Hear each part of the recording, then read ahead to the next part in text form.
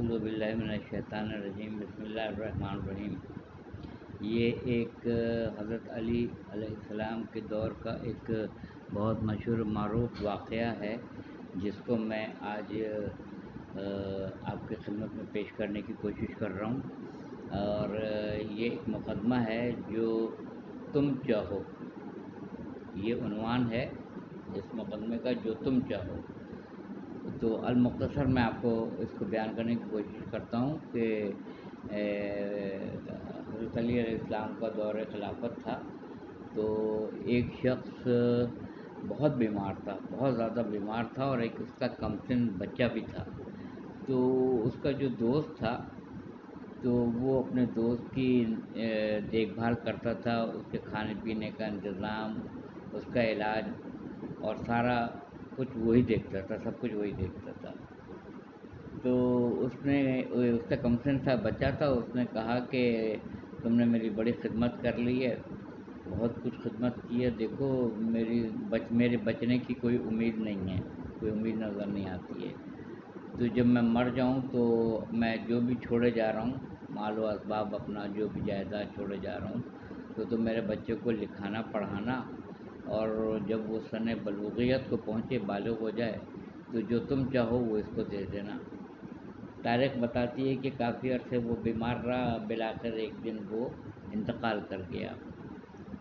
اور اس کا بیٹا جب اس قابل ہوا کہ سن بلوغیت کو پہنچا، بالغ ہوا، تو اس شخص نے، یعنی مرنے والے کے دوست نے، زیادہ حصہ اپنے پاس رکھا اور کم اس کو دیا۔ تو اس نے پوچھا کہ میرے باپ کی اتنی دولت میں سے مجھے اتنا کم دیا ہے، زیادہ رکھ لیا ہے آپ نے؟ کہا نہیں، تمہارے باپ ہی نے کہا تھا جو تم چاہو، تو میں نے اسی حساب سے تم کو دے دیا ہے۔ تو یہ حضرت علی کے دربار میں چلا گیا، آپ کا دور خلافت تھا، اور اس نے مولا علی سے، کیونکہ وہ امیر المومنین تھے، اور کہا کہ امیر المومنین میں ایک شکایت لے کر آیا ہوں، پورا قصہ بیان کیا، اور کہا کہ اس شخص نے میرے باپ کی چھوڑی ہوئی جائیداد میں سے کم مجھے دیا ہے، میرے باپ کی جائیداد میں سے، اور زیادہ اپنے پاس رکھ لیا ہے۔ تو یہی واقعہ غیب کے اوپر دلالت کرتا ہے۔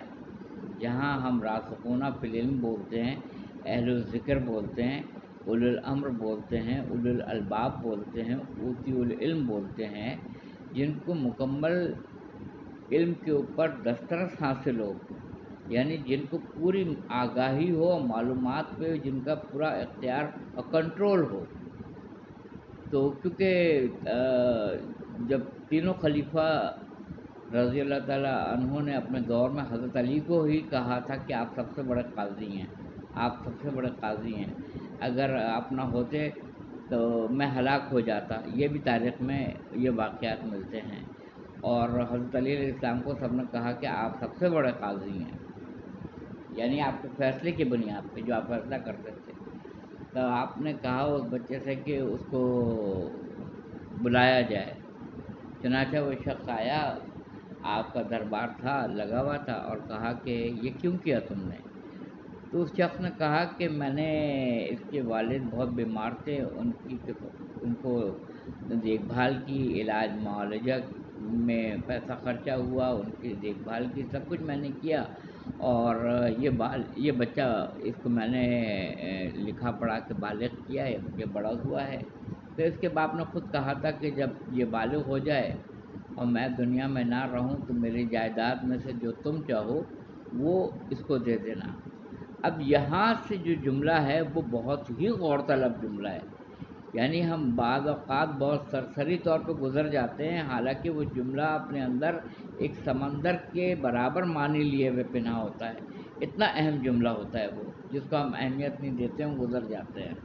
بقول شاعر کہ سرسری تم جہان سے گزرے، ورنہ ہر جا جہان دیگر تھا۔ تو مولا علی نے کہا کہ اچھا، اس نے یہ کہا تھا جو تم چاہو، تو اب تم ایسا کرو کہ جو تم نے چاہا تھا اپنے لیے، یعنی جو تم چاہو، یعنی ود ان بریکٹ جو تم اپنے لیے چاہو، تو جو تم چاہو کا مطلب یہ ہوا جو تم اپنے لیے چاہو، وہ اس کو دے دینا۔ تو اب آپ نے کہا کہ تم ایسا کرو کہ کم جو ہے وہ اس سے لے کے اپنے پاس رکھو، اور جو اس کے باپ کے چھوڑے ہوئے جائیداد میں سے زیادہ حصہ تم نے اپنے پاس رکھا ہے وہ اس کو دے دو۔ اس لیے کہ وہ جانتا تھا تمہاری نیت کو، سب کچھ جانتا تھا، اور اس نے اسی لیے یہی کہا تھا جو تم چاہو، یعنی جو تم اپنے لیے چاہو وہ اس کو دے دینا۔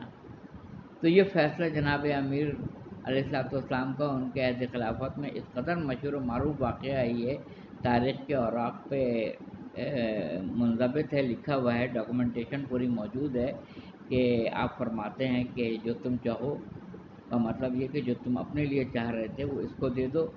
تو پھر فیصلہ یہ ہوا عدالت میں کہ بچے کو زیادہ دیا جائے گا، اور کم جو بچے کو دیا گیا تھا وہ اس شخص کو دیا جائے گا۔